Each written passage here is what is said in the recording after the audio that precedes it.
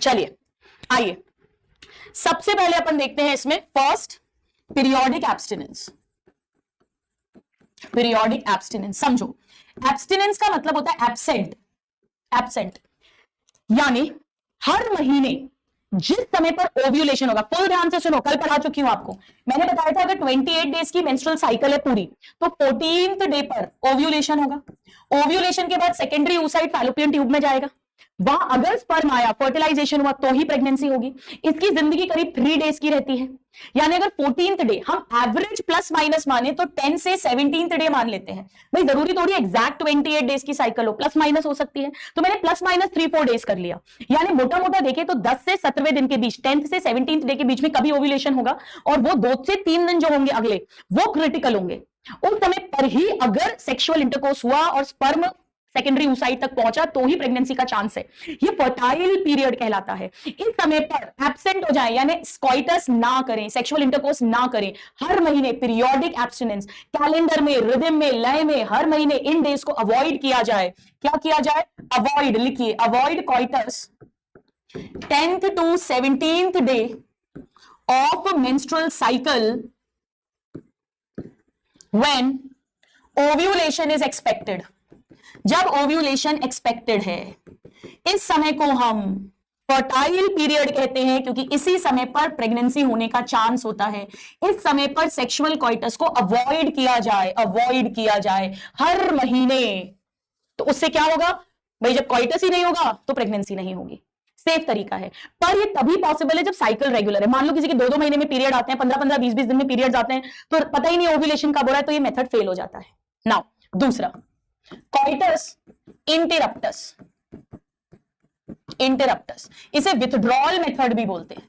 Withdrawal, देखो इसमें क्या होगा, बहुत आसान है। इसमें ऐसा नहीं है कि सेक्सुअल इंटरकोर्स नहीं करेंगे, वो पूरा समय कर सकते हैं कभी भी, लेकिन जब पेनिस वजाइना के अंदर गया और सीमन बस रिलीज होने वाला, यानी इजैक्यूलेशन, उसके जस्ट पहले पेनिस को वजाइना से विड्रॉ कर लेना, यानी कॉइटस को बीच में रोकना, इंटरप्ट करना। सो दिस इज, लिखिए please, withdrawal of penis from vagina. इस पे डायरेक्ट क्वेश्चंस आते हैं, from vagina just before ejaculation. Ejaculation का क्या मतलब होता है? कल सिखाया था, release of semen. So ejaculation की ठीक पहले पेनिस को विड्रॉ कर लेना। इससे क्या होगा? इससे सीमन डिपॉजिट ही नहीं होगा। अवॉइड इंसेमिनेशन, जब सीमन अंदर जाएगा ही नहीं वजाइना में, तो स्पर्म पहुंचेंगे ही नहीं और प्रेगनेंसी नहीं होगी। पर एक्चुअली ये भी जो है रिस्की मेथड है, फेलियर का बहुत हाई रेट होता है, क्योंकि अगर करेक्ट टाइम पर सपोज एक ड्रॉप भी इजैकुलेट हो गया, तो आपको पता है कि 2 to 3 ml में 200 से 300 मिलियन स्पर्म है, और एक स्पर्म भी अगर पहुंच गया एक के पास तो फर्टिलाइजेशन हो जाएगा। Now third method, lactational amenorrhoea, जो सबसे ज्यादा स्टूडेंट्स को प्रॉब्लम करता है समझने में। समझिए, लैक्टेशनल का मतलब होता है जब वो लेडी ब्रेस्ट फीडिंग करा रही है बच्चे को, यानी दूध पिला रही है, और एमेनोरिया का मतलब होता है पीरियड्स का ना आना, नो मेंस्ट्रुएशन। एक्चुअली बेटा मेनोरिया का मतलब होता है मेंस्ट्रुअल ब्लड का निकलना, ब्लीडिंग होना, और ए मतलब एब्सेंट, एब्सेंट मेंस्ट्रुएशन। समझिए, हमारी कंट्री में, मैं अगर आपको पर्सनल अपनी प्रैक्टिस की बात बताऊं, हर महीने 2 to 3 लेडीज आती हैं लैक्टेशनल एमेनोरिया के टाइम पर प्रेग्नेंट होकर। अब आपको मैम आप तो कह रहे हो ये कॉन्ट्रासेप्टिव मेथड है। नॉलेज तो होता है उन्हें, पर आधा अधूरा नॉलेज होता है। हमारे यहां पर ये बोला जाता है कि अगर मां बच्चे को दूध पिला रही है तो वो प्रेग्नेंट नहीं होती है। ये सत्य है, पर ये अर्ध सत्य है, आधा सत्य है। इसके साथ कुछ शर्तें जुड़ी हुई हैं, समझो। एक्चुअली ऐसा क्यों होता है कि फीडिंग के टाइम पर वो लेडी प्रेग्नेंट नहीं होती? ध्यान से सुनना, इसमें बहुत बढ़िया क्वेश्चन आया हुआ है नीट के अंदर। एक्चुअली जब वो ब्रेस्ट फीड कर रही है तो प्रोलैक्टिन लेवल्स हाई है, एंटीरियर पिट्यूटरी से प्रोलैक्टिन निकलता है।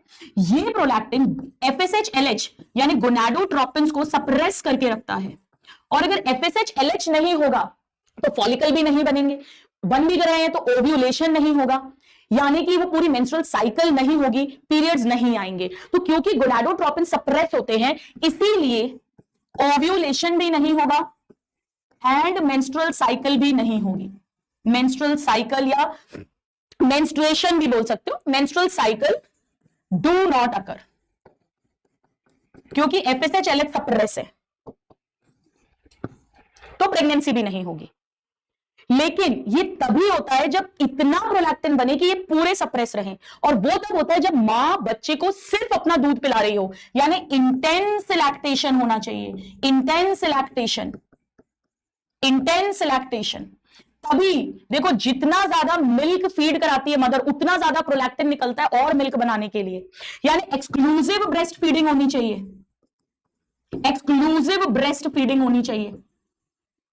अब होता क्या है, अपने आप 2-3 महीने में ही पता पड़ा वो बच्चे को दाल का पानी देना शुरू कर दिया, ऊपर का कुछ पतली खिचड़ी विचड़ी देना शुरू कर दी, तो एक्सक्लूसिव ब्रेस्ट फीडिंग तो हो नहीं रही है, तो प्रोलैक्टिन भी कम बनता है, तो गोनाडोट्रोपिन थोड़े थोड़े बनने लग जाते हैं, फॉलिकल डेवलप होने लग जाता है, ओव्यूलेशन होने लग जाता है और प्रेगनेंसी हो जाती है। तो ये तभी वर्क करेगा मेथड जब intense lactation, exclusive breast feeding है, बच्चे को सिर्फ मां का दूध दिया जा रहा है, तभी ये सप्रेशन होता है।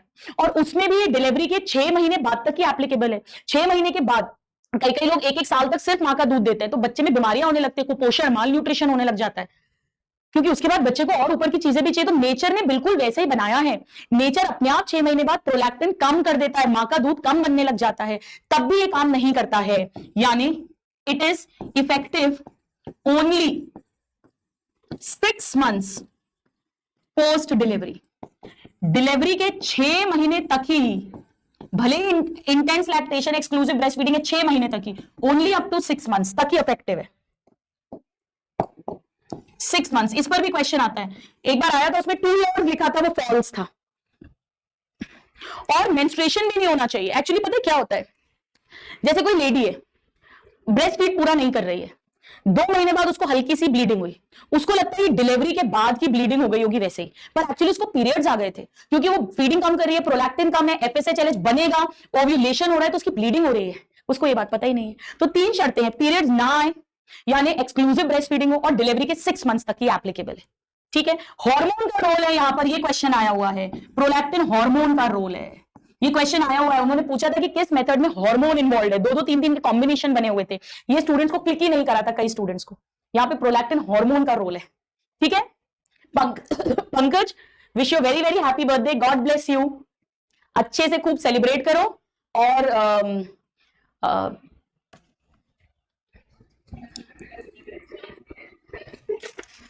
लिख लीजिए, आज तो चिल होके पढ़ रहे हैं अपन। इसकी फेलियर रेट काफी हाई होती है, करें, चलिए। सो ये हो गया नेचुरल मेथड जिसकी फेलियर रेट काफी हाई होती है। हालांकि हमने देख लिया ये सारा विड्रॉल कॉइटस, फेलियर रेट बहुत हाई होती है बट साइड इफेक्ट्स नहीं होते हैं। अब आइए हम नेक्स्ट करेंगे आर्टिफिशियल, और आर्टिफिशियल में हम सबसे पहले करेंगे बैरियर मेथड। बैरियर, बैरियर का मतलब क्या होता है? बैरियर का मतलब होता है रुकावट। जैसे सड़क पे बैरियर लगा देते हैं, कहीं पे काम चल रहा है, यहां हम एक बैरियर लगा देंगे ताकि हीरो और हीरोइन यानी स्पर्म और ओवम को मिलने से, फिजिकली मिलने से रोका जा सके। So sperm and ovum, sperm and ovum prevented, रोका जाएगा फ्रॉम फिजिकली यानी actually meeting each other. Hero और हीरोइन के बीच में रोक लगा देंगे, प्रिवेंटेड फ्रॉम फिजिकली मीटिंग, यानी इसमें फर्टिलाइजेशन नहीं होने देंगे हम।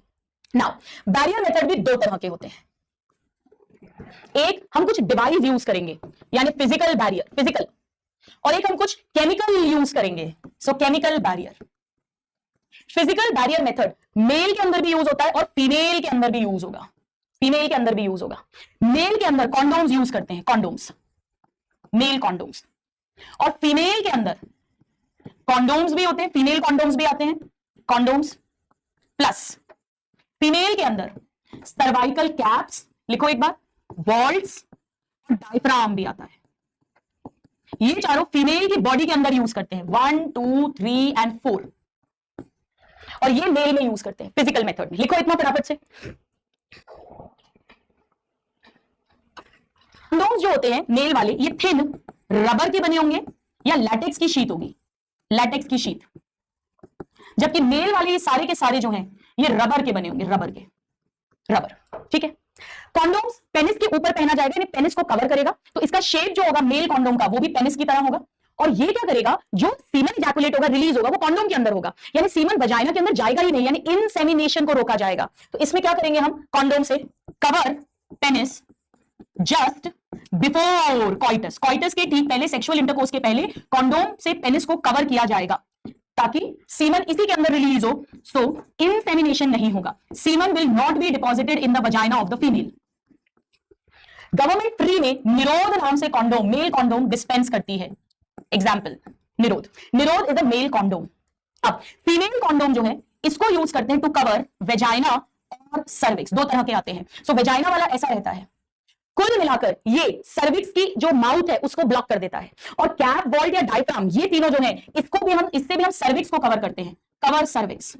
उससे क्या होगा, अगर सर्विक्स कवर हो जाएगा, मान लो मेल कॉन्डोम यूज नहीं भी हो रहा, सीमन आया वेजाइना के अंदर, पर स्पर्म सर्विक्स को क्रॉस नहीं कर पाएंगे, यानी स्पर्म एग तक नहीं पहुंच पाएंगे। जल्दी से लिखो, कवर सर्विक्स यानी ब्लॉक एंट्री ऑफ, ये चारों पे एप्लीकेबल है, फीमेल कॉन्डोम भी हेल्प कर रहा है इस काम में। So block entry of sperms through cervix, cervix के थ्रू स्पर्म्स आगे नहीं जा पाएंगे। तो अगर मेल कॉन्डोम यूज करेंगे तो सीमन डिपॉजिट ही नहीं होगा, वो कॉन्डोम में ही रह जाएगा, और अगर फीमेल कॉन्डोम यूज कर रहे हैं या कैप, डायफ्राम, वॉल्ट कुछ भी यूज कर रहे हैं, सर्विक्स कवर हो जाएगा। अब कॉन्डोम जो होते हैं, चाहे मेल हो चाहे फीमेल हो, ये डिस्पोजेबल होते हैं, यानी एक बार यूज कर इन्हें फेंकना होता है, डिस्पोजेबल, कोई भी कॉन्डोम हो, चाहे मेल वाला हो चाहे फीमेल वाला हो। लेकिन ये तीनों जो है, ये तीनों ये रीयूजेबल होते हैं। इंडिया में बहुत ज्यादा पॉपुलर हालांकि नहीं है, कॉन्डोम से मेनली पॉपुलर होते हैं, पर ये इंपॉर्टेंट पॉइंट है, प्लीज देखिएगा। रीयूजेबल है, सर्विक्स को कवर कर रहे हैं, रबर के बने हुए हैं, स्पर्म की एंट्री नहीं होने देंगे थ्रू सर्विक्स। अब ये सब जो है, ये सेल्फ इंसर्टेड है, यानी पेशेंट खुद इन्हें इंसर्ट कर सकता है, सेल्फ इंसर्टेड है, यानी यूजर फ्रेंडली है, यूजर फ्रेंडली है, और अच्छी, बहुत बढ़िया हाई रेट होती है सक्सेस की। इनमें से पर्टिकुलरली कॉन्डोम्स डिस्पोजेबल है, बाकी सारे रीयूजेबल है, ये बात को अच्छे से ध्यान रखना। और मेल और फीमेल दोनों कॉन्डोम्स जो है वो सेक्सुअली ट्रांसमिटेड इंफेक्शन से बचाते हैं, सिर्फ कॉन्डोम्स मेल फीमेल ये नहीं। So protect against sexually transmitted infections. बेटा ये दोनों बातें केवल कॉन्डोम्स पर एप्लीकेबल है, ध्यान रखना, ये सिर्फ कॉन्डोम्स पर एप्लीकेबल है, ये दोनों बात, मेल और फीमेल दोनों कॉन्डोम्स पर एप्लीकेबल है। जल्दी से लिख लीजिए, प्रोटेक्ट अगेंस्ट एसटीआईज।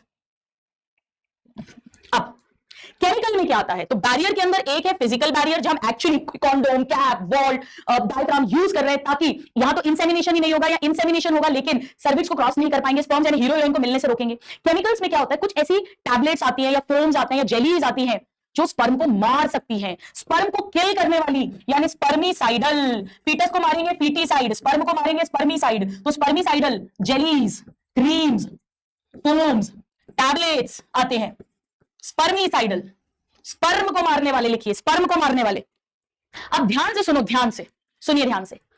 अकेला फिजिकल मेथड तो यूज करते हैं, अकेला केमिकल यूज नहीं करते। इस केमिकल को या तो कॉन्डोम में या कैप में या डायफ्राम के साथ यूज करते हैं, कोटिंग कर देते हैं, ताकि अगर दूल्हे भट्ट के कुछ स्पर्म है भी तो वो मर जाए। यानी एक चॉइस है ओनली फिजिकल यूज करो, दूसरा चॉइस है फिजिकल विद केमिकल यूज करो। अगर दोनों यूज करते हैं तो कॉन्ट्रासेप्शन की एफिशिएंसी ऑब्वियसली बढ़ जाएगी। सो chemical method used with physical barrier increase contraceptive efficiency, increase efficiency of contraception। ये क्वेश्चन आता है, गर्भ निरोधन की क्षमता बढ़ जाएगी अगर आप फिजिकल के साथ केमिकल को यूज करो, यानी कॉन्डोम में वो जेली लगा दो, ऐसा कुछ कर दो तो और बढ़िया हो जाएगा। ठीक है, हो गया इतना, फटाफट से लिख लो। Barrier method very very important, यहां पर हम स्पर्म को एग से मिलने ही नहीं दे रहे हैं, जल्दी से लिख लीजिए।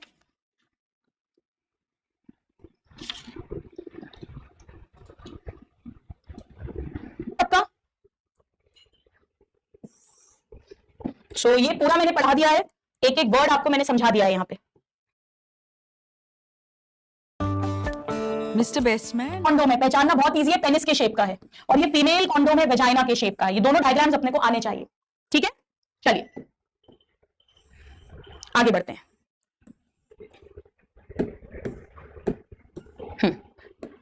आइए नेक्स्ट हेडिंग लिखिएगा, oral pills, contraceptive pills. Contraceptive pills NCERT में से बाद में दिया, मैं पहले पढ़ा रही हूं। पिल्स का मतलब होता है गोलियां, टैबलेट्स, टैबलेट्स को पिल्स बोलते हैं।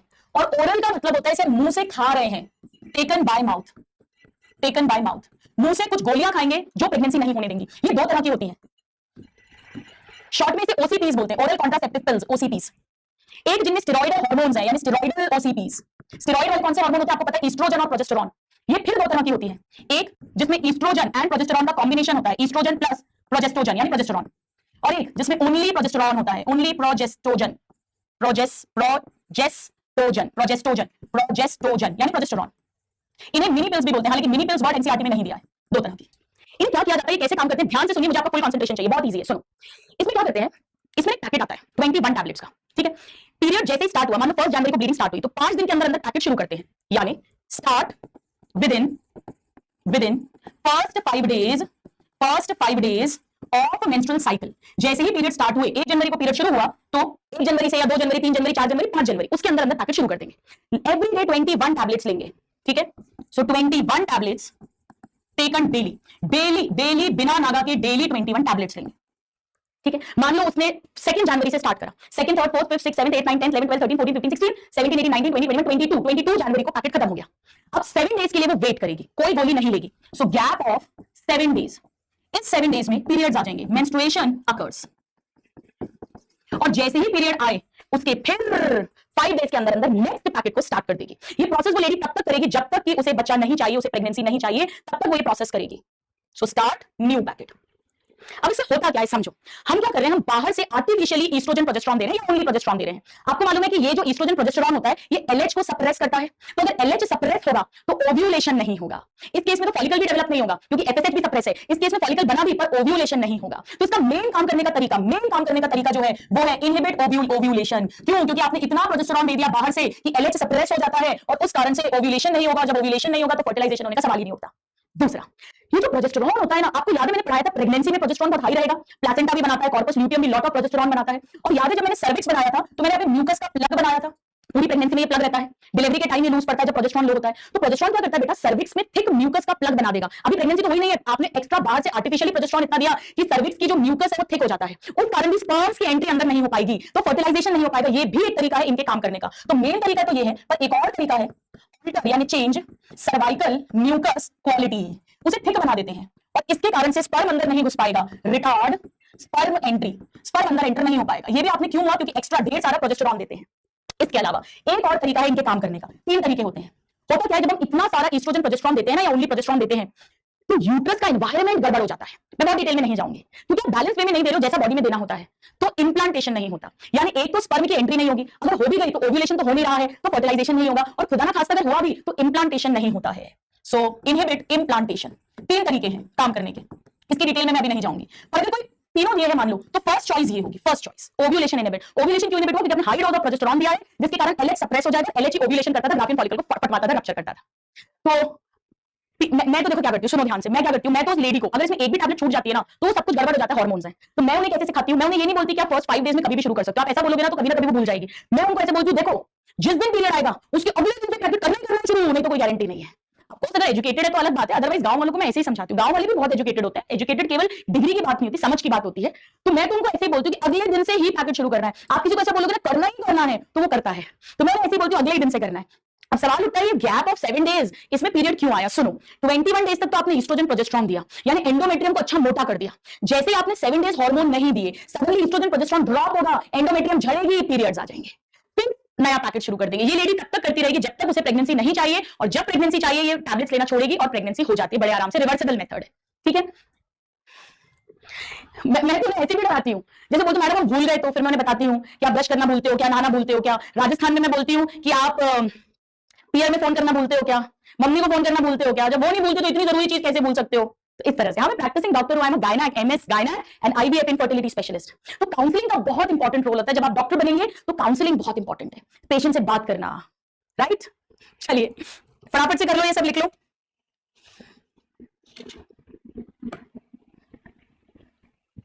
माइग्रेन है, हार्ट डिजीज है, लिवर डिजीज है, उन सब में ईस्ट्रोजन बहुत हार्मफुल होता है। ईस्ट्रोजन ब्रेस्ट कैंसर के एपिसोड को बढ़ाता है, इसीलिए जब कॉन्ट्रासेप्टिव एडवाइस लेने कोई कपल आता है आपको हिस्ट्री लेनी होती है। अगर उसकी मां को, मौसी को, नानी को, किसी को ब्रेस्ट कैंसर की हिस्ट्री है, ये टैबलेट कभी नहीं दी जाएगी। Oestrogen increases risk of breast cancer, तो हम मिनी पिल देते हैं। इवन लैक्टेटिंग मदर्स जो है, जो ब्रेस्ट फीड कर रही हैं, उन्हें भी प्रोजेस्टेरॉन ओनली देते हैं। ईस्ट्रोजन के कारण माइग्रेन, हेडेक होना, लिवर में कोई प्रॉब्लम्स होना, हार्ट प्रॉब्लम्स होना, ये सब हो सकते हैं। तो ऐसे हाई रिस्क केसेस को फिर हम लोग ओनली प्रोजेस्टेरॉन लेते हैं।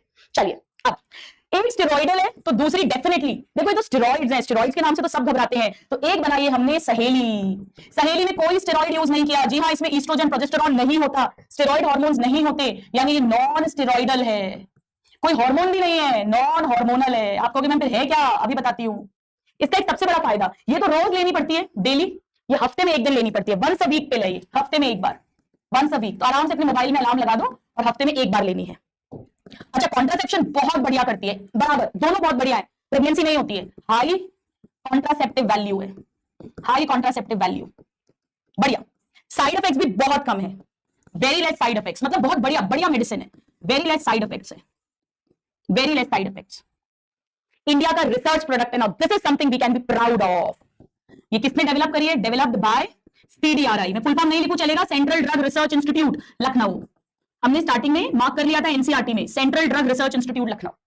अब सवाल उठता है इसमें है क्या, हार्मोन नहीं है, स्टेरॉइड नहीं है, तो है क्या और ये काम कैसे करती है। इसके अंदर एक केमिकल मिलता है जिसे बोलते हैं सेंट क्रोमेन। अब ध्यान दीजिए, ये एनसीईआरटी में नहीं दिया बट प्रीवियस ईयर क्वेश्चन है, पीवाईक्यू आउट ऑफ एनसीईआरटी। इसके अंदर मिलता है सेंट क्रोमेन, सेंट क्रोमेन नाम का एक केमिकल, इसे और मिलॉक्सीफेन भी बोलते हैं। और मिलो मेरे फैन हो, मुझसे और मिलो, और मिलॉक्सीफेन, मेरे फैन हो मुझसे और मिलो, सेंट क्रोमेन। ये क्या करता है, ध्यान से सुनो, ये एंटी ईस्ट्रोजेनिक है, यानी जैसे ही टैबलेट वो लेडी लेगी, ये वो जो यूट्रस में एंडोमेट्रियम है उसे मोटा कौन करता था, ईस्ट्रोजन करता था, ये उन रिसेप्टर्स को ब्लॉक कर देती है। तो वो लेडी के बॉडी में नॉर्मली ईस्ट्रोजन निकलेगा जब फॉलिकुलर फेज होगा, कल सिखाया था मेंस्ट्रुअल साइकिल में, पर वो ईस्ट्रोजन के लिए रिसेप्टर ही नहीं है। हमने केमिकल कोऑर्डिनेशन चैप्टर में पढ़ा था, हार्मोन रिसेप्टर के साथ जुड़कर ही काम कर सकता है, रिसेप्टर ही नहीं है, रिसेप्टर को इसने ब्लॉक कर दिया, तो ईस्ट्रोजन एंडोमेट्रियम को मोटा नहीं कर पाएगा, प्रोलिफरेट नहीं कर पाएगा, थिक नहीं कर पाएगा, और अगर एंडोमेट्रियम थिक नहीं होगी तो उस पर प्रोजेस्टेरॉन भी आगे काम नहीं कर पाएगा, उसे सिक्रीटरी नहीं बना पाता। प्रोजेस्टेरॉन केवल उसी एंडोमेट्रियम को सिक्रीटरी बनाता है जो मोटी हो चुकी है बाय ईस्ट्रोजन, यानी एंडोमेट्रियम रेडी ही नहीं होगी। तो इस केस में हम एलएच कम नहीं कर रहे, हम ओव्यूलेशन नहीं रोक रहे, ओव्यूलेशन होगा, सर्वाइकल म्यूकस को भी थिक नहीं कर रहा है, वो भी थिन होगा, फर्टिलाइजेशन होगा, लेकिन इम्प्लांटेशन नहीं होगा। ये कैसे काम करती है, बाय इनहिबिटिंग इम्प्लांटेशन, क्योंकि इसने ईस्ट्रोजन के रिसेप्टर्स को ब्लॉक कर दिया। ये पीवाईक्यू है, आया हुआ क्वेश्चन है बेटा, एनसीईआरटी में इसका नामो निशान नहीं है पर क्वेश्चन आया है, इनहिबिट इम्प्लांटेशन, ऐसे काम करती है ये। सेंट क्रोमेन क्या करता है, it blocks oestrogen receptors on uterine endometrium. तो ईस्ट्रोजन काम ही नहीं करेगा तो एंडोमेट्रियम प्रोलिफरेट नहीं होगी, तो प्रोजेस्टेरॉन काम नहीं करेगा तो सेक्रेटरी नहीं बनेगी, तो यहां पर हम ओव्यूलेशन यहां इनहिबिट करवा रहे हैं और यहां इम्प्लांटेशन इनहिबिट करा रहे हैं। अच्छे से समझ में आ गया तो जल्दी से मुझे यस या थम्स अप दे दो। आईपिल अभी पढ़ाऊंगी, आईपिल नहीं है, इनमें से कुछ भी आईपिल नहीं है। गवर्नमेंट स्टेरॉइडल पिल्स मार्केट में फ्री में देती है, गवर्नमेंट हॉस्पिटल में, मालाडी मालाएन, अगर आपने नाम सुना हो, मालाडी मालाएन। कॉन्डोम्स जो देती है वो निरोध के नाम से आते हैं, ये मालाडी मालाएन के नाम से टैबलेट्स आती हैं। जल्दी से नोट करो, एक एक वर्ड इंपॉर्टेंट है, एंटी ईस्ट्रोजन है ये, एंटी ईस्ट्रोजन लिख दूं मैं यहां पर, एंटी ईस्ट्रोजन, एंटी ईस्ट्रोजन, अब लिख देती हूं, ठीक है। कोई हार्मोन नहीं है, कोई स्टेरॉइड नहीं है। चलिए अब, हाँ ओवरी से होगा ना, ईस्ट्रोजन तो बनेगा पर ईस्ट्रोजन के काम करने की जगह ही नहीं है, थोड़ी देर में डिग्रेड हो जाएगा। चलिए अब ओसीपीज के बाद में हम नेक्स्ट पढ़ेंगे इंजेक्शन, इंजेक्शंस, देन इम्प्लांट्स। ध्यान से सुनना, ये कौन से वाले हैं, ये इनमें भी हम या तो ईस्ट्रोजन प्लस प्रोजेस्टेरॉन देते हैं, प्रोजेस्टोजन, या ओनली प्रोजेस्टेरॉन वाले भी होते हैं। ध्यान से सुनो सब लोग, ध्यान से सुनना। ऐसे इंजेक्शंस आते हैं, मैं नाम नहीं लिखवा रही क्योंकि एनसीईआरटी में नहीं दिया, पूछा भी नहीं है कभी, जो 2 मंथ्स या 3 मंथ्स का इंजेक्शन आता है, मतलब एक बार इंजेक्शन लगा लिया तो 2 मंथ्स तक प्रेगनेंसी नहीं होगी, एक बार इंजेक्शन लगा लिया 3 मंथ्स तक प्रेगनेंसी नहीं होगी। इनमें भी हम या तो ये देंगे, यानी काम करने का तरीका बिल्कुल इस पिल की तरह है, ये 3 तरीके से ये काम करेंगे, पर इन्होंने डोज ज्यादा दिया है, तो 2 मंथ्स या 3 मंथ्स के लिए ओव्यूलेशन सप्रेस होगा, यानी इफेक्टिव पीरियड लॉन्गर है। इसी तरह स्किन के नीचे हम इंप्लांट लगा देते हैं, या कुछ डॉक्टर के द्वारा होगा, स्किन के नीचे, सब क्यूटेनियस, स्किन के अंदर ऐसे ट्यूब्स आते हैं 5, इनमें भी ये या ये देंगे, काम करने का तरीका वही होगा, पर वो इतना डोज देंगे कि 5 साल तक काम कर सकता है। तो इंप्लांट्स लगाते हैं अंडर स्किन, और इंजेक्शंस तो नॉर्मल जैसे देते हैं अपन। तो इन दोनों का जो मैकेनिज्म ऑफ एक्शन है, काम करने का तरीका, मैकेनिज्म ऑफ एक्शन, वो same as OCPs, oral contraceptive pills. कौन सी वाली, स्टेरॉइड वाली, सहेली नहीं, उसके अलावा स्टेरॉइडल वाली के जैसा है सेम, पर ज्यादा समय तक इफेक्टिव, ऐसा कर लो लॉन्गर इफेक्टिव पीरियड। मतलब टैबलेट तो रोज एक लेनी पड़ेगी, इंजेक्शन हर 2 मंथ्स या 3 मंथ्स में लगवाना पड़ेगा, और इम्प्लांट तो 5 साल का आ जाता है। ये तो 5 इयर्स का आ जाता है, ये 2 मंथ या 3 मंथ के आते हैं इंजेक्शंस। काम करने का बिल्कुल वही सेम तरीका है। तो हमने नेचुरल मेथड्स में 3 देखे, फिर आर्टिफिशियल में बैरियर मेथड देखा, पिल्स देखी, स्टेरॉइड वाली, नॉन स्टेरॉइड वाली, तहेली की बात की, फिर इंजेक्शन हो गए, इम्प्लांट हो गए। ठीक है, ठीक है। अनुष्का गुड इवनिंग, लेट आए हो आज आप। लखन, खुशी, विवी, क्लियर है। अब आज हम नेक्स्ट आते हैं 5th आर्टिफिशियल मेथड पे।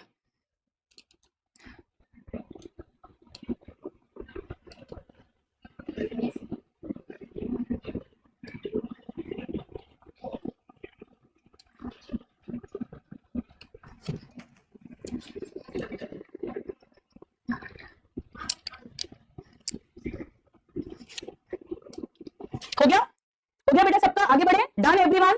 चलिए अब आ जाओ नेक्स्ट मेथड पे, 5th मेथड पे। सो 1 सेकेंड,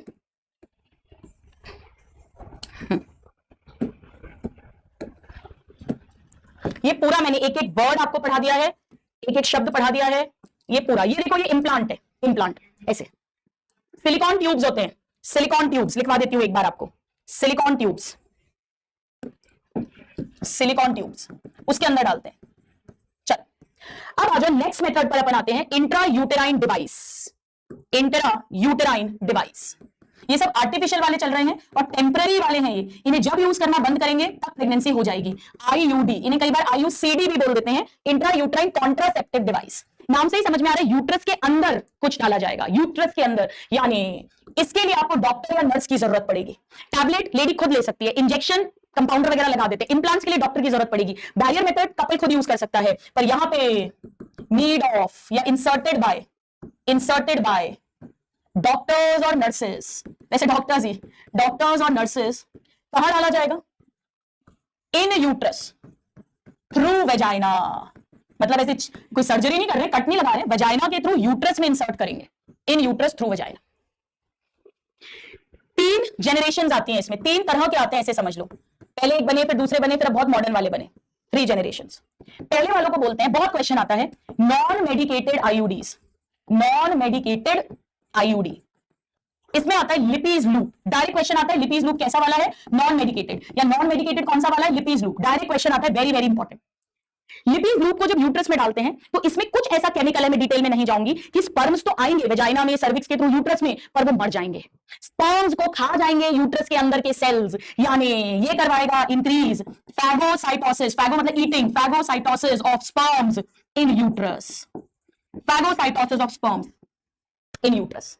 नाउ इसके बाद साइंटिस्ट ने और एडवांस्ड वाले बनाए, जिन्हें बोलते हैं कॉपर रिलीजिंग आईयूडीज।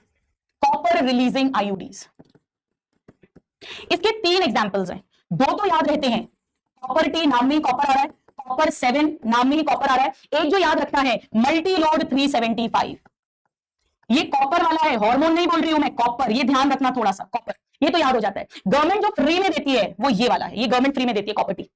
इसमें क्या होता है, जैसे ऐसा टी शेप है, इसमें कॉपर लिपटा हुआ है, ये कॉपर है, कॉपर का वायर है, कॉपर, ठीक है। और इसमें से एक धागा रहता है, धागा, ये ऐसे बंद रहते हैं। एक कैथेटर आता है, ट्यूब आता है, ऐसा समझ लो। हम पेशेंट को बुलाते हैं, 5th डे के अराउंड बुलाते हैं, ताकि ब्लीडिंग थोड़ी कम हो जाए और सर्विक्स का ओपनिंग थोड़ी खुली रहे और थोड़ा ओपन रहे। एनेस्थीसिया, बेहोश वेहोश कुछ नहीं करना, नॉर्मल ओपीडी में लेते हैं। उस कैथेटर में इसकी लिम्स ऐसे बंद करके लोड करते हैं, और लोड करके वेजाइना सर्विक्स से इसको यूट्रस में डाल के छोड़ देते हैं, तो लिम्स खुल जाते हैं। तो ऐसे टी शेप का ये यूट्रस में फिक्स हो जाता है, अटक जाता है। प्राइवेट हॉस्पिटल्स में हम लोग मल्टीलोड 375 यूज करते हैं, थोड़ा सा महंगा आता है, बाकी मतलब थोड़ा 300 300 350 रुपीस का आता है। गवर्नमेंट कॉपर टी लगाती है सरकारी अस्पतालों में। अब ओपन हो गया, फिर हम क्या करते हैं, धागे को कट कर देते हैं, पर थोड़ा सा धागा वजाइना के बाहर रहने देते हैं, ताकि वो लेडी टच करके टाइम टू टाइम पक्का है कि वो अपनी जगह पर है। आजकल तो प्राइवेट हॉस्पिटल्स में सोनोग्राफी में देखते हुए प्लेस करते हैं, ताकि एक्जैक्ट पोजीशन पे प्लेस हो जाए। मुश्किल से 2 मिनट का काम होता है, हाथ के हाथ लेडी को घर भेज देते हैं। अब इसमें क्या होता है, इसमें कॉपर है। कॉपर क्या करता है, कॉपर आयंस, कॉपर आयंस ये स्पर्म की मोटिलिटी कम कर देते हैं, तो स्पर्म पहुंच ही नहीं पाएगा फैलोपियन ट्यूब तक, और उसकी फर्टिलाइजिंग कैपेसिटी, वो जो कैपेसिटेशन हो रहा था यूट्रस में, उसे कम कर देते हैं। तो स्पर्म पहुंच ही नहीं पाएगा, पहुंचा भी तो ओवम को फर्टिलाइज नहीं कर पाएगा। यानी कॉपर आयन सप्रेस, ये सब हजारों बार क्वेश्चंस आते हैं, suppress sperm motility and fertilising capacity. Mechanism of action बहुत इंपॉर्टेंट है। जैसे पिल्स मेन काम क्या कर रही हैं, पिल्स उसमें प्रोजेस्टेरॉन है, एलएच को सप्रेस करके ओव्यूलेशन रोक रही हैं। ये फैगोसाइटोसिस करवा रहा है। बैरियर मेथड, एग और स्पर्म को मिलने ही नहीं दे रहे हैं। फीमेल वाले सर्विक्स कवर करके स्पर्म को अंदर नहीं जाने दे रहे, मेल वाला कॉन्डोम इनसेमिनेशन सीमन डिपॉजिट नहीं होने दे रहा, ये स्पर्म की मोटिलिटी और फर्टिलाइजिंग कैपेसिटी को सप्रेस कर रहे हैं। 3 इयर्स 5 इयर्स की ये आते हैं, आईयूडीज आते हैं, 3 साल 5 साल तक की छुट्टी, फिर उसके बाद इसको निकाल के नया लगा देंगे, तो जब तक बच्चे नहीं चाहिए। नाउ थर्ड जो मॉडर्न जनरेशन है, काफी महंगे आते हैं, इनफैक्ट 8000 9000 तक के आते हैं, इन्हें बोलते हैं हार्मोन रिलीजिंग। अब इसमें हार्मोन है तो क्वेश्चन आता है हार्मोन रिलीजिंग आईयूडीज के नाम हजारों बार, हजार तो नहीं बोलना चाहिए, 1000 बार तो मीट ही नहीं हुआ है, इसमें काफी कॉमनली, मतलब पूरा टॉपिक ही इंपॉर्टेंट है, ये तो कई बार क्वेश्चन आया हुआ है। इसमें हार्मोन नहीं है, ध्यान रखना, इसमें बच्चे बड़ा कंफ्यूज होते हैं। ये 2 नाम से मार्केट में मेन आता है, एक लीवोनॉर्जेस्ट्रिल 20, LNG20 के नाम से, LNG20 बहुत क्वेश्चन आया इन पर, और एक प्रोजेस्टासर्ट, ये दोनों हार्मोन रिलीज करने वाले, मार्केट में मिरेना के नाम से आता है, करीब 8000 तक का। जल्दी से करो इसे नोट।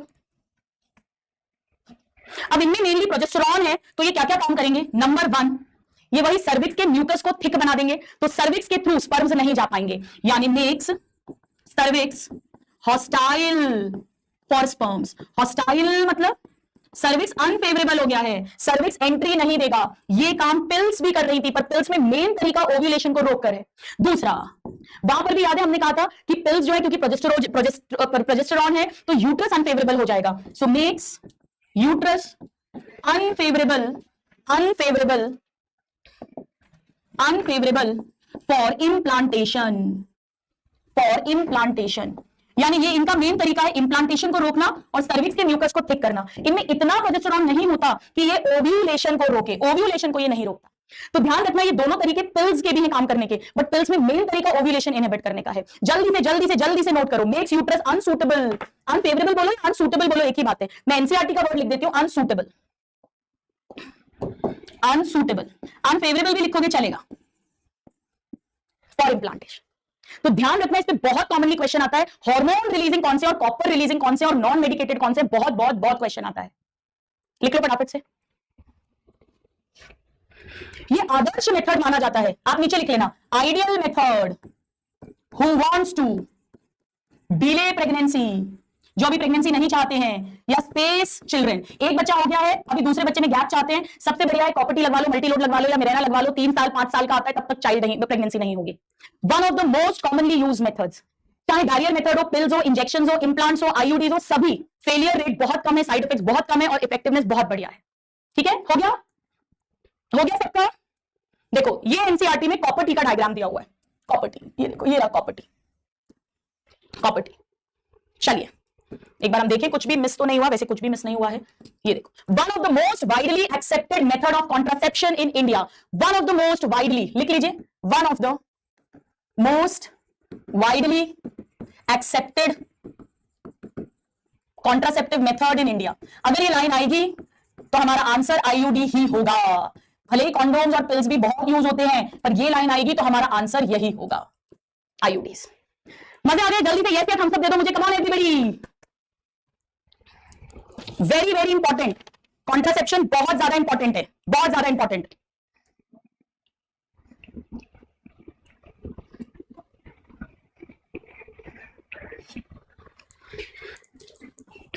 जूली, आई एक्सरसाइज इफेक्टिव है आपको? Very good.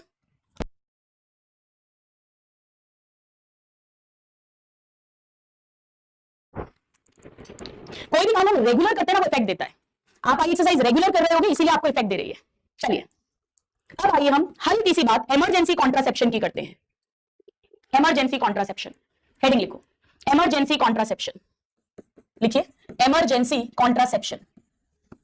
फुल कंसंट्रेशन से सुनिए मुझे। इमरजेंसी कॉन्ट्रासेप्शन का क्या मतलब है? मान लीजिए किसी के रेप हो गया, वो लेडी फर्टाइल पीरियड में थी, चांसेस है प्रेगनेंसी होने के, ऑब्वियसली उसे वो उस मेंटल स्टेट में नहीं है कि वो इस बच्चे को कैरी करे और जन्म दे।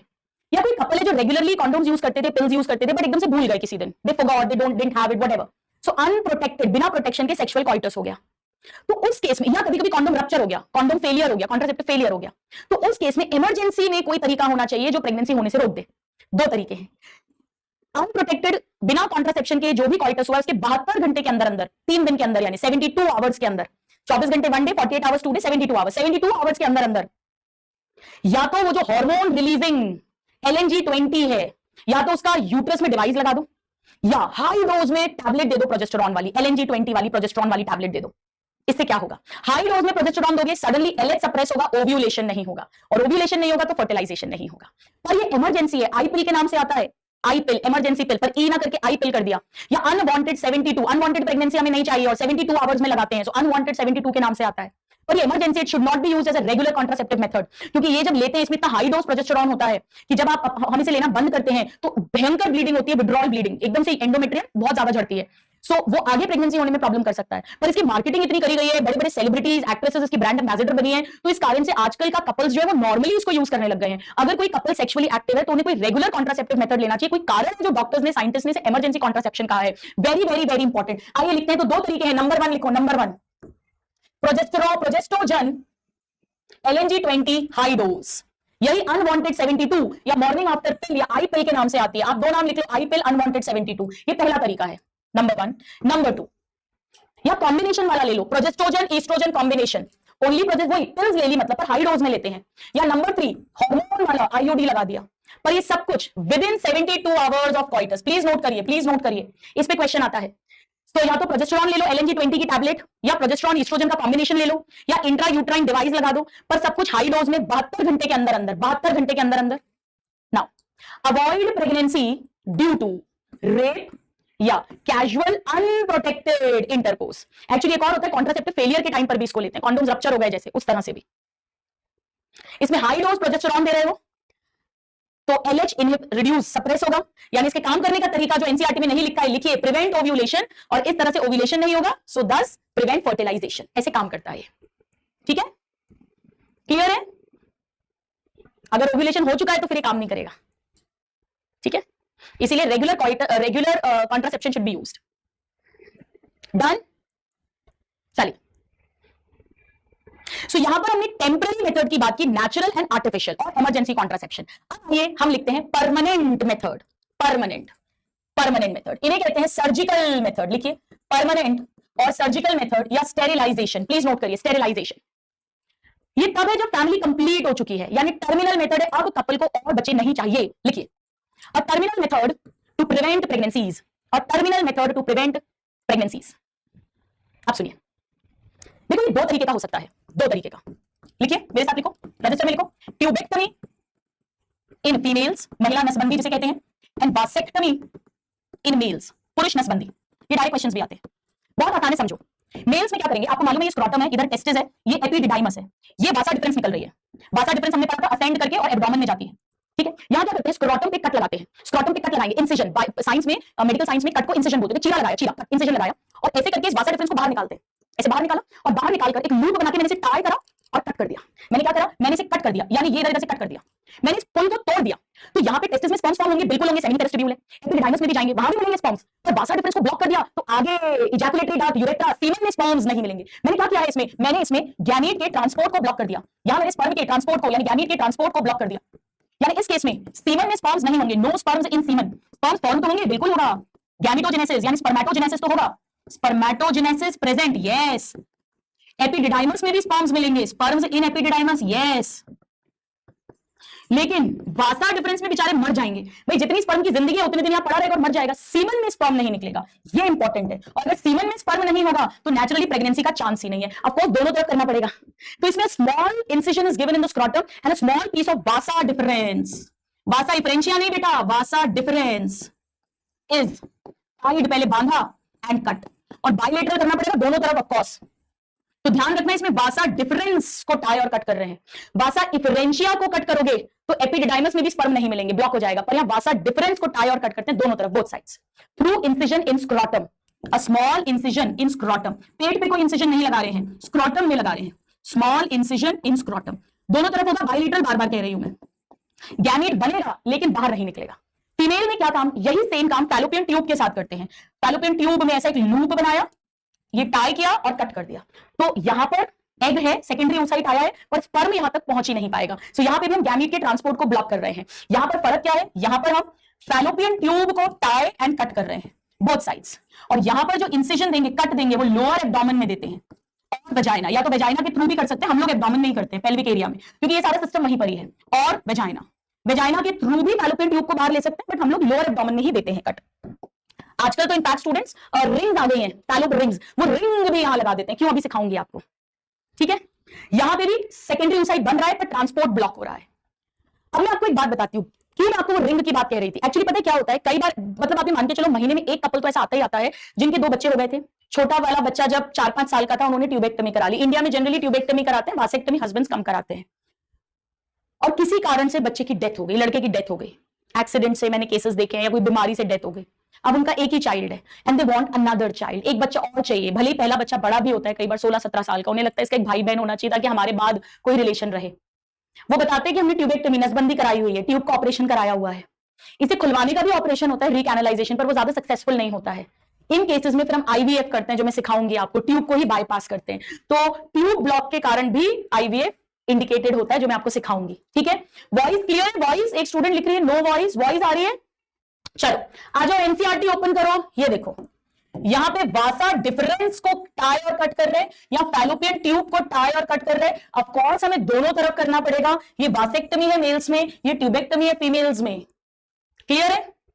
चलो ये क्या कर रहा है, एनसीईआरटी निकालो, ब्लॉक गैमी ट्रांसपोर्ट, और इस तरह प्रेगनेंसी नहीं होगी। मेल में वासेक्टमी, फीमेल में ट्यूबेक्टमी। वासेक्टमी में इंसिजन छोटा सा स्क्रॉटम में देंगे और वासा डिफरेंस को रिमूव करेंगे, छोटे पार्ट को। और फीमेल्स में जो है फैलोपियन ट्यूब के इस पार्ट को कट करके रिमूव करेंगे, एब्डोमेन या वेजाइना में इंसिजन देंगे। हाईली इफेक्टिव है पर रिवर्सिबिलिटी वेरी पुअर। आ जाओ लिख लेते हैं, हाईली इफेक्टिव, हाईली इफेक्टिव, दोनों ही टेक्निक्स बहुत इफेक्टिव हैं, highly effective, but reversibility is very poor. वो तो होना ही चाहिए ना, तभी तो मैंने परमानेंट मेथड बोल रहे हैं। रिवर्सिबिलिटी वेरी पुअर, मतलब आप ये मान के चलो अगर 100 पेशेंट्स के ट्यूब ओपन करते हैं ना ऑपरेशन से, तो 1 या 2 की प्रेगनेंसी होती है। एक्चुअली ट्यूब में जो सीलिया होते हैं ना वो डैमेज हो जाते हैं, तो ट्यूब ओपन हो भी जाए तो वो सीलिया डैमेज हो जाते हैं, तो वो जाइगोट का मूवमेंट नहीं होता, प्रेगनेंसी नहीं होती है। ठीक है, हो गया, thank you thank you. Pankaj sir chemistry आपने नाम रखा हुआ है अपना। चलो he is a phenomenal teacher और आप उनके शायद बहुत बड़े फैन हैं, गॉड ब्लेस यू बेटा। ठीक है, हो गया। फेलियर के चांसेस ना के बराबर, मैंने तो आज तक एक भी नहीं देखा। अच्छे से करते हैं और बहुत कॉमन प्रोसीजर्स है। चल ये तो जनरल सी बात है, कोई ज्यादा बात नहीं लिखी हुई है। अब ओवरऑल कुछ इल इफेक्ट्स हो सकते हैं ओवरऑल इन सब मेथड्स के, प्लीज कॉपी में नोट करिए। Possible ill effects, possible ill effects लिखो, possible ill effects of contraceptive methods. Copy में लिखिए प्लीज, कॉपी में लिखिए। वो ये वो लाइंस है जो जनरली स्टूडेंट्स की मिस हो जाती हैं। सुनो ध्यान से, जब तो गोलियां लेते हैं ना पिल्स, तो थोड़ा बहुत जी मिचलाता है, वॉमिटिंग की फीलिंग आती है जिसे नोशिया बोलते हैं। तो हम लोग जब पिल्स देते हैं तो हम काउंसलिंग करते हैं पेशेंट की कि थोड़े दिन तक आपको थोड़ा सा लग सकता है वॉमिटिंग जैसा, वो नॉर्मल है, घबराना मत। थोड़ा बहुत पेट दुख सकता है, जब आईयूडी लगाते हैं स्पेशली तो थोड़ा बहुत पेट दुख सकता है, थोड़ी बहुत बीच बीच में ब्लीडिंग हो सकती है, और ईस्ट्रोजन अगर ज्यादा हो जाए तो ब्रेस्ट कैंसर तक हो सकता है। तो वो तो हम देते ही नहीं अगर हिस्ट्री है या जो भी, वो उसके लिए आपको एमबीबीएस करना पड़ेगा, फिर एमएस करना पड़ेगा। चलो तो लिखिए नोशिया, चलो मैं अलग से लिख देती हूँ, लिखो नोशिया, फिर पेट दर्द, एब्डोमिनल पेन, फिर आईयूडी लगाते ही ब्लीडिंग होना एकदम से, ब्रेक थ्रू ब्लीडिंग, या बीच बीच में थोड़ी थोड़ी इररेगुलर मेंस्ट्रुअल ब्लीडिंग होना, पीरियड्स थोड़े से इररेगुलर होते हैं 1-2 महीने, irregular menstrual bleeding, and even breast cancer तक हो सकता है। ऑफ कोर्स ब्रेस्ट कैंसर छोटी मोटी बात नहीं है, तो वो आपको बहुत ध्यान से फिर प्रिस्क्राइब करनी होती है। उसके लिए आप नीट की तैयारी करोगे, इतनी मेहनत करोगे, उसके बाद 5.5 साल का एमबीबीएस करोगे, फिर अगर गांव में पोस्टिंग वाला क्लॉज है तो वो करोगे, फिर उसके बाद प्री पीजी क्लियर करोगे, फिर उसके बाद 3 साल का एमएस करोगे, फिर जाके प्रिस्क्राइब करोगे। ठीक है, डन। नबील कह रहा है आप आए बाहर आए, कौन आ गया नबील? मैं तो कब से ही आई हुई हूं, तो मेरे लिए तो नहीं लिख रहे हो, और गुरु मां के लिए नहीं लिख रहे हो, किसी और के लिए लिख रहे हो, बहुत बुरी बात है। मेरे लिए तो आप लोग आए बाहर आए, आप आए बाहर आई, अयान के लिए लिख रहा है वो शायद। ठीक है, बहुत पुराना गाना है, आप आए बाहर आई। हो गया, जल्दी से नोट कर लो, contraception very very important topic. बढ़े आगे बढ़े,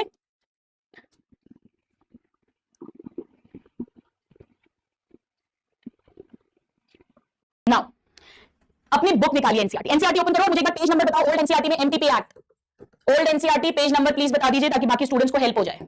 very very very important topic. Now MTP का फुल फॉर्म आना चाहिए, medical termination of pregnancy, MTP. 2017 ये नया एक्ट है, ये 2018 में जब एनसीईआरटी में चेंज हुआ था तो ऐड करा था। ध्यान से सुनो, फुल कंसंट्रेशन सुनो। पहले एमटीपी का मतलब समझो समझो समझो। इस पैराग्राफ की बात नहीं कर रही हूं, अभी मैं 4.3 पे जाऊंगी। पहले MTP, medical termination of pregnancy, page number 62 old NCERT. ध्यान से समझो। देखो टर्मिनेशन ऑफ प्रेगनेंसी मतलब प्रेगनेंसी खत्म होना, तो प्रेगनेंसी तो 9 महीने बाद भी खत्म होगी ना, जब डिलीवरी होगी, जब फीटस फुल्ली मैच्योर है। ये वो नहीं है। टर्म के पहले अगर गलती से यानी अपने आप या जानबूझकर वो कपल अबॉर्शन कराए, प्रेगनेंसी को खत्म करवाए, उसे एमटीपी बोलते हैं। सुनो मैंने क्या कहा, इंटेंशनल यानी जान करके मर्जी से प्रेगनेंसी को खत्म करे बिफोर फुल टर्म, तो उसे एमटीपी बोलते हैं। अगर नेचुरली प्रेगनेंसी अबॉर्ट हो गई, 4 महीने 5 महीने बच्चा गिर गया, अबॉर्शन हो गया, वो एमटीपी नहीं है। एमटीपी मतलब अबॉर्शन करवाना, जानबूझ के, वॉलंटरी, इंटेंशनल, 9 महीने पूरे होने के पहले। एक एक शब्द पे ध्यान दो। नाउ पूरी दुनिया में हर साल 45 से 50 मिलियन एमटीपीज होती हैं। 45 से 50 मिलियन एक साल में पूरी दुनिया में। ये 1/5 ऑफ टोटल प्रेगनेंसीज है। इसका मतलब समझो, अगर पूरी दुनिया में 5 प्रेगनेंसी होंगी तो एक अबॉर्ट करवाई जाएगी।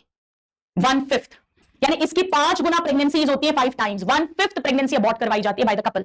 45 मिलियन, 1 मिलियन में 10 लाख होता है, यानी ऑलमोस्ट 4.5 से 5 करोड़ एमटीपी कराई जाती है। कुछ देशों में एमटीपी को इलीगल माना जाता है, यानी गैर कानूनी, क्योंकि वहां यह माना जाता है कि अगर आपको बच्चा नहीं चाहिए तो आप गर्भ निरोधन यूज करो, पर अगर प्रेगनेंसी हो गई है तो it is equal to murdering, killing a child, killing a foetus. पर ये इतना सिंपल इशू नहीं है।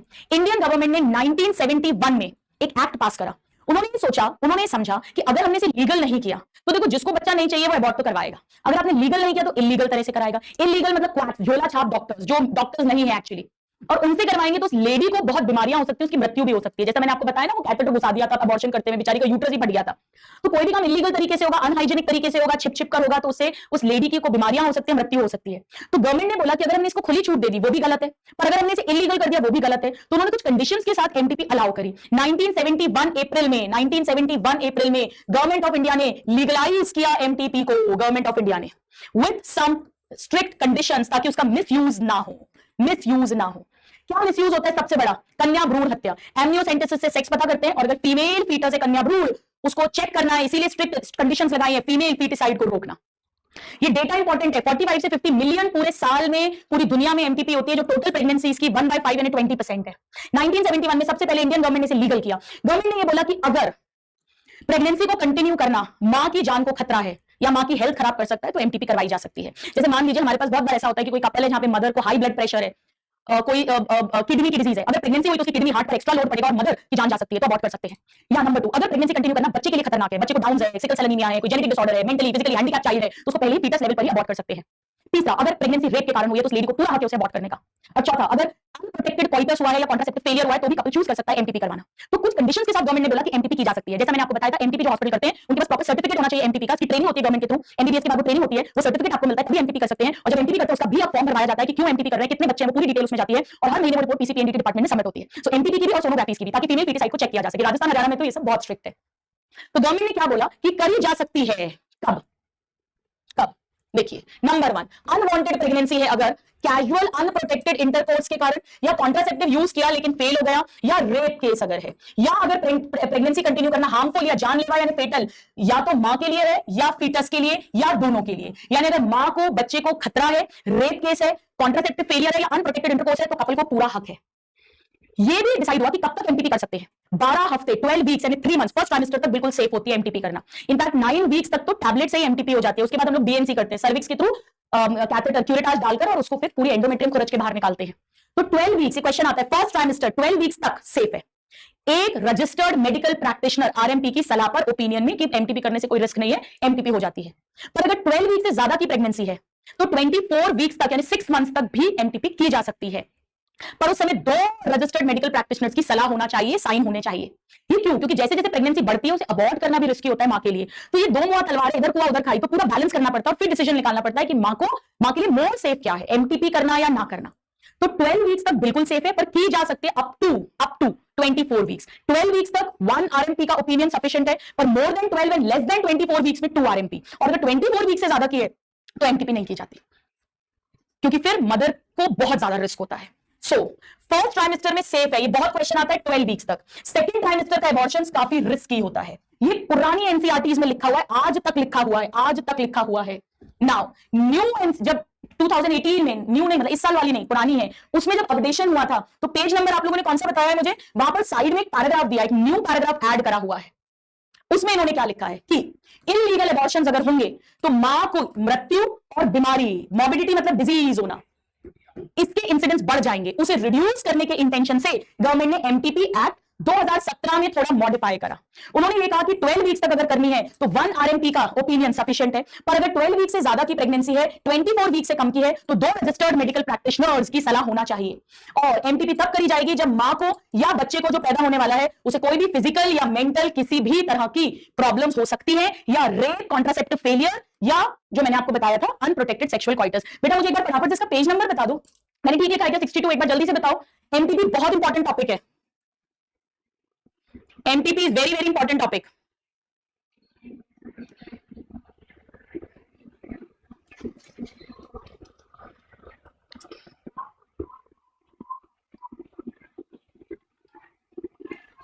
ही है ना, ठीक है। मिल गया सबको ये पैराग्राफ, क्लास में याद हो गया। कब तक सेफ है? 12 हफ्ते 12 वीक्स तक। कब तक की जा सकती है? 24 वीक्स तक। 12 वीक्स तक सेफ है, 24 वीक्स तक it can be done. 12 weeks तक 1 आरएमपी, 12 से 24 वीक्स के बीच में 2 आरएमपी, राइट। ऑफिशियल प्लेटफॉर्म ए खान, विवेक, मोहम्मद अजीन, हर्षिता, सुपरस्टार, ध्रुव, नैन्सी, असिन, अक्षय, हबीबा, प्रभात, डन। मां को खतरा, बच्चे को खतरा, रेप अनवांटेड किसी भी कारण से अगर है ना। ज्यादातर एमटीपीज इलीगली परफॉर्म की जाती हैं। अनक्वालिफाइड झोला छाप डॉक्टर जिन्हें क्वैक्स बोलते हैं, ये अनसेफ तो है ही, जानलेवा है, फेटल मतलब जानलेवा, और कई जगह पर इसका मिसयूज किया जाता है एमनियोसेंटेसिस के साथ, यानी सेक्स पता कर फिर एमटीपी की जाती है। राजस्थान में, हरियाणा में कई जगह स्टिंग ऑपरेशन भी हुए थे। मेरी खुद की एक फेलो डॉक्टर है, अभी जेल में है, अभी भी she still in the jail, 2 बच्चे हैं उसके, वो एमटीपी करती हुई पकड़ी गई थी, amniocentesis followed by MTP. Sting operation हुआ था, छोटे छोटे एम्बुलेंस गांव के बाहर ले जाकर सोनोग्राफी कर कन्या भ्रूण हत्या, 7 years जेल प्लस ऑब्वियसली मेडिकल सर्टिफिकेट, वो जो आपका रजिस्ट्रेशन है वो तो कैंसिल हो ही जाएगा, तो वो तो सारा पूरा जीवन ही खत्म हो गया। झोला छाप बोलते हैं ना, झोला छाप डॉक्टर, मतलब हम बचपन से ऐसा वर्ड सुनते हैं झोला, मतलब वो डॉक्टर्स नहीं है, क्वालिफाइड डॉक्टर्स नहीं है। नीम हकीम भी नहीं बोलना चाहिए, नीम हकीम तो आयुर्वेदिक या होम्योपैथी वाले डॉक्टर्स के लिए वर्ड यूज करते हैं। यूं ही एवं डॉक्टर जो है खुद ही बन गए डॉक्टर खेल रहे घर में, ठीक है, हो गया। एमटीपी क्लियर हो गया, ये कुछ ज्यादा नहीं है। चलो अब आ जाओ, एक छोटा सा टॉपिक और पढ़ते हैं, छोटा पर मोटा, यानी very very important. Please NCERT में ही मार्क करो, सेक्सुअली ट्रांसमिटेड इन्फेक्शन। पहले से एसटीडी लिखा था, सेक्सुअली ट्रांसमिटेड डिजीज, अब इसे सेक्सुअली ट्रांसमिटेड इन्फेक्शंस लिख दिया है। फुल फॉर्म्स बड़े इंपॉर्टेंट है, WHO world health organisation, RCH reproductive and child health care programme, CDRI central drug research institute, IUD intra uterine device, ये सारे फुल फॉर्म्स हमने देखे। MTP medical termination of pregnancy, STI sexually transmitted disease. Sexually transmitted disease का मतलब वो सारी बीमारियां जो इंटरकोर्स के थ्रू एक पार्टनर से दूसरे पार्टनर में फैलती हैं, transmitted through intercourse, sexual intercourse. इन्हें सेक्सुअली ट्रांसमिटेड इंफेक्शन या वेनेरियल डिजीज भी बोलते हैं, मार्क करो, वीडी, वरुण धवन नहीं है ये, वीडी।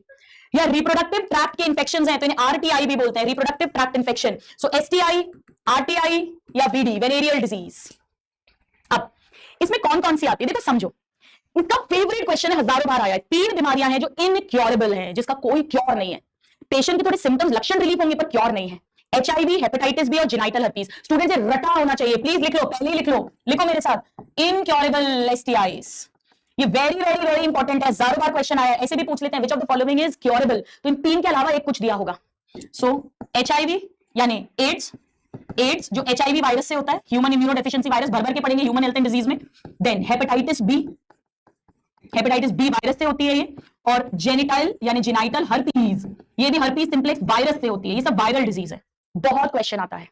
अब ये किस एज ग्रुप में कॉमन है? कॉमन 15 से 24 साल, जो मैक्सिमम सेक्सुअली एक्टिव ग्रुप है 15 से 24 साल, ये भी क्वेश्चन आता है। 15 से 24 इयर्स एज वाले जो हैं, इनमें सबसे कॉमन होते हैं इस तरह के डिजीजेस होना, 15 से 24 इयर्स।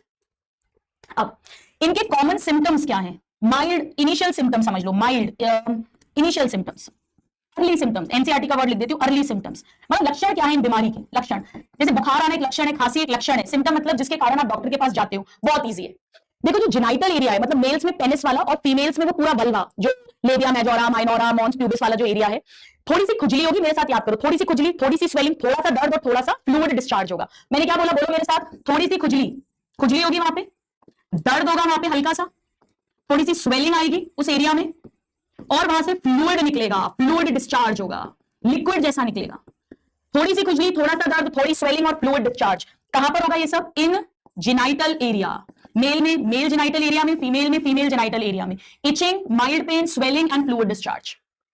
अब इसके अर्ली सिम्टम्स ना के बराबर होते हैं, तो पेशेंट काफी बार तो पता ही नहीं चलता और बीमारी बढ़ जाती है, या काफी बार अगर ये सिम्टम्स हो भी रहे हैं तो इन्हें गुप्त रोग कहते हैं, इनके बारे में बहुत भ्रांतियां हैं, इन्हें गलत नजर से देखा जाता है सोसाइटी में, तो पेशेंट डॉक्टर तक जा ही नहीं पाता है, वही क्वैक्स के पास चले जाते हैं, उल्टी सीधी खुद ही अपने हिसाब से मेडिकल से दवाइयां ले लेते हैं और उस कारण ये खतरनाक रूप ले लेती हैं, यानी इनके हो जाते हैं लेट कॉम्प्लिकेशंस। लिखिए, very very important, late complications. क्या होंगे late complications? Late complication number 1, मैं ऐसा मस्त तरह से याद कराऊंगी, जिंदगी में नहीं भूलोगे, पूरे पेल्विक एरिया में फैल जाती है, इसे बोलते हैं पेल्विक इन्फ्लेमेटरी डिजीज हो गई, पूरे में फैल गई। पहले बाहर बाहर था, स्वेलिंग, दर्द, इचिंग वगैरह, पूरे पेल्विस एरिया में फैल गई, पेल्विक इन्फ्लेमेटरी डिजीज, PID हो गया। एक और फुल फॉर्म आ गया। या प्रेगनेंसी ही नहीं हो रही, पता पड़ा इंफेक्शन से फैलोपियन ट्यूब ब्लॉक हो गया, पता पड़ा यूट्रस में प्रॉब्लम हो गई, प्रेगनेंसी नहीं हो रही, इनफर्टिलिटी। या प्रेगनेंसी हुई लेकिन ट्यूब में अटक गई, क्योंकि ट्यूब में इंफेक्शन हो गया था, ट्यूब नारो हो गया था, यूट्रस तक पहुंचा ही नहीं, ब्लास्टो जो मॉडुला था, यानी एक्टोपिक प्रेगनेंसी। कल याद है पढ़ाया था एक्टोपिक प्रेगनेंसी क्या होती है? प्रेगनेंसी यूट्रस के अलावा कहीं हो जाए, ये PYQ आया हुआ है, एक्टोपिक प्रेगनेंसी क्या होती है, previous year question out of NCERT में कहीं नहीं लिखा एक्टोपिक प्रेगनेंसी क्या होती है।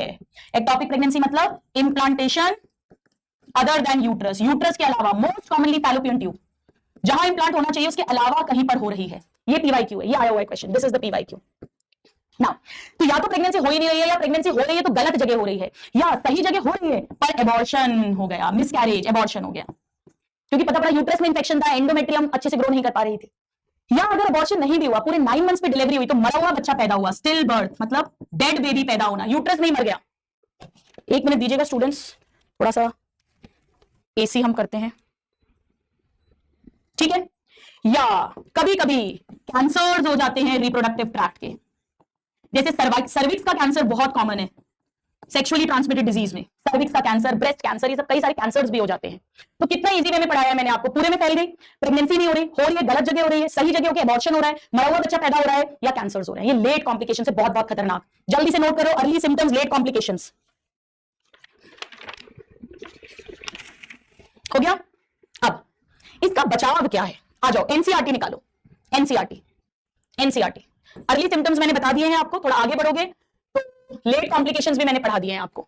अब इसकी जो अर्ली स्टेजेस हैं उसमें सिम्टम्स बहुत हल्के से होते हैं, प्लस सामाजिक भ्रांतियां, स्टिग्मा और गुप्त रोग है ऐसे करके उनको बुरा माना जाता है, इस कारण से टाइमली इंसान नहीं जा पाता और प्रॉपर ट्रीटमेंट नहीं मिल पाता, और इसीलिए लेट कॉम्प्लिकेशंस हो जाती है। यानी सबसे बढ़िया यह है कि बचाव हो, या कम से कम जल्दी से जल्दी पता लगाकर इनका क्योर हो जाए, या तो बचाव हो, या अगर बीमारी हुई है तो अर्ली स्टेज में ही उसका ट्रीटमेंट कर दिया जाए ना। ये मैं आपको ऑलरेडी बता चुकी हूं, late complications. Now age group ये भी मैं आपको लिखवा चुकी हूं। अब इसका बचाव कैसे होगा? देखो, एक तो मैंने आपको बताया था कि कॉन्डोम यूज करने से, male condom female condom use करने से इनका बचाव होता है, एक से दूसरे में नहीं फैलते।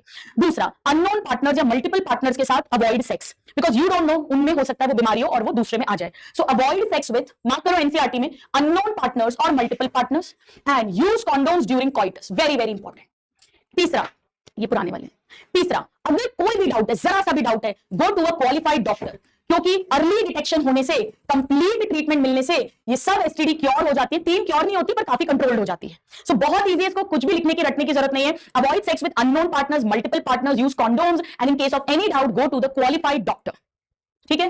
अब now very very very important, सुनिए, इनमें से हेपेटाइटिस बी और HIV जो है, देखो बाकी सारी तो सेक्सुअल इंटरकोर्स के थ्रू फैल रही हैं, पर हेपेटाइटिस बी और HIV मां से बच्चे में भी आ सकती है। इसके अलावा ये ब्लड ट्रांसफ्यूजन से भी आ सकती है। ड्रग अब्यूजर्स में जो ड्रग्स लेते हैं उनमें बड़ा कॉमन है, एक ने ड्रग ली, उसकी नीडल की टिप पर ब्लड आ गया, दूसरे ने उसी इंजेक्शन से ड्रग ली, उससे आ गया। तो नीडल्स शेयर करने से, स्टेराइल नहीं अनस्टेराइल इन्फेक्टेड नीडल शेयर करने से मां से बच्चे में, फीटस में प्लेसेंटा क्रॉस कर सकते हैं ये hepatitis B virus, HIV virus जो होते हैं। सो हेपेटाइटिस बी, मार्क करिए, and HIV can also be transmitted by sharing infected needles. Surgical instruments infected नहीं होने चाहिए। हम लोग के पास जब भी हम कोई भी HIV पॉजिटिव पेशेंट्स की तो सर्जरी प्राइवेट हॉस्पिटल में करते ही नहीं, उन्हें गवर्नमेंट में रेफर करते हैं, क्योंकि गवर्नमेंट पूरा डेटा मेंटेन करते हैं HIV पॉजिटिव का। पर अगर हेपेटाइटिस बी पॉजिटिव की हम डिलीवरी कराते हैं या कोई भी ऑपरेशन करते हैं तो उस ओटी को हम लोग डबल ग्लव्स पहनते हैं, डबल स्टेरिलाइजेशन होता है, और 2 दिन तक उस ओटी को पूरा फ्यूमिगेट किया जाता है, उन सारे इंस्ट्रूमेंट्स को डबल स्टेरिलाइज किया जाता है। तो infected needle, infected surgical instrument, even blood transfusion, इसीलिए जब भी खून रक्तदान किया जाता है तो HIV और हेपेटाइटिस बी के लिए टेस्ट किया जाता है, उस ब्लड को, वो नेगेटिव होना चाहिए, एंड इन्फेक्टेड मदर से फीटस में। इस पर 2021 में क्वेश्चन आया हुआ है PYQ, आई थिंक 21 ही था, मैं भी देख लूंगी 21 या 22 में। Venereal disease is spread by, और उसमें ये दो माने गए थे, ये और ये। एक ऑप्शन था उसमें स्टेराइल नीडल, स्टेराइल तो स्टेराइल से थोड़ी ना फैलेगा, स्टेराइल तो मतलब बढ़िया अनइंफेक्टेड, वो हट गया। एक किसिंग था, उसमें बच्चे बड़ा कंफ्यूज हुए थे। तो किसिंग से कुछ एसटीआईज स्प्रेड होती हैं, हालांकि हेपेटाइटिस बी और एचआईवी स्प्रेड नहीं होती, तो वो कंट्रोवर्शियल था, वो मैं भी बताऊंगी आपको, ठीक है। नाउ ये तीन जो है ये इनक्योरेबल है, बाकी सारी क्योरेबल है, हमने ऑलरेडी लिख लिया। अब कौन कौन सी है एसटीआईज? एनसीईआरटी में इस चैप्टर में कॉजेटिव एजेंट का नाम नहीं दिया है, पर पीवाईक्यू आया हुआ है तो मैं आपको लिखवाऊंगी कौन कौन सी है। चलिए आइए लिखते हैं, एक के नीचे एक नाम लिखो।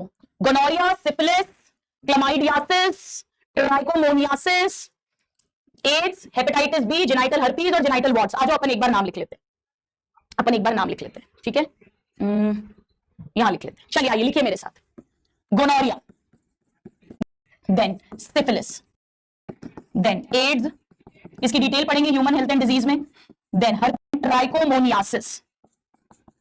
पहली तीन डिजीजेस जो हैं ये बैक्टीरिया से होती हैं, बैक्टीरिया से। गोनोरी, गोनोरी, ठीक है। पीवाईक्यू क्वेश्चन आया हुआ है, ये तीनों bacterial virus, human immuno deficiency. मालूम है हर्पीज किससे होती है? Herpes simplex virus, herpes virus, human. और ट्राइकोमोनियासिस प्रोटोजोआ होता है, ट्रिपैनोसोमा होता है जो स्लीपिंग सिकनेस करता है। ऐसे एक नोट कर लीजिए एक बार, क्लमाइडिया, गोनोरिया, सिफिलिस, फिर HIV, warts, human papilloma virus हो गया, हर्पीज सिंप्लेक्स वायरस हो गया, और ट्राइकोमोनास वजाइनालिस हो गया। ट्रिक्स की कोई जरूरत नहीं है आपको, चलो आपको वॉट्स, हेपेटाइटिस बी और हर्पीज आता है। तो हमने एसटीआई कैसे ट्रांसमिट होती है, कौन कौन सी है इनमें से, एचआईवी, हेपेटाइटिस और तरीके से भी कैसे होती है वो देखा, और अर्ली सिम्टम्स क्या है, क्यों डॉक्टर के पास लोग नहीं जाते हैं, लेट कॉम्प्लिकेशंस क्या हो सकते हैं, किस एज ग्रुप में कॉमन है, इनक्योरेबल वाली कौन सी है, वो बहुत ज्यादा क्वेश्चन आता है, और इनसे बचाव प्रिवेंशन कैसे किया जा सकता है, और कौन सी एसटीआई किससे होती है, किस ऑर्गेनिज्म से, कॉजेटिव एजेंट कौन है, वो भी हमने देखा। नोट कर लो अगर किसी का कुछ मिस हुआ है। छोटा सा ब्रेक ले लेंगे फिर आगे बढ़ेंगे, ठीक है। ये एक इंफॉर्मेशन है, ये जनरल नॉलेज है, वैसे अभी तक पूछा नहीं, आपको नहीं लिखना तो मत लिखना। वर्ल्ड पॉपुलेशन डे और वर्ल्ड हेल्थ डे इसको रहने दो। स्विट्जरलैंड में डब्ल्यूएचओ का हेडक्वार्टर्स है, नहीं पूछा, छोड़ो यार, कंफ्यूज हो गया आप लोग। पहले ना जनरल नॉलेज बेस्ड क्वेश्चंस आते थे जब एम्स का पेपर अलग से होता था, अब नहीं आते। इंपॉर्टेंट है, कॉन्ट्रासेप्शन तो भर भर के पढ़ा है, और सेक्सुअली ट्रांसमिटेड इंफेक्शंस। अब इसके लास्ट टॉपिक पर हम आएंगे, पर हम 10 मिनट्स का ब्रेक लेते हैं। आप लोग बहुत अच्छा पढ़ रहे हैं, फ्रेश माइंड से पढ़ेंगे वो टॉपिक जिसकी मैं सुपर स्पेशलिस्ट हूं, यानी इनफर्टिलिटी, उसकी बात करेंगे, ठीक है। बस 10 मिनट्स का ब्रेक लेते हैं और फिर अपन मिलेंगे। सो ब्रेक फॉर 10 मिनट्स, 6:10 पर अपन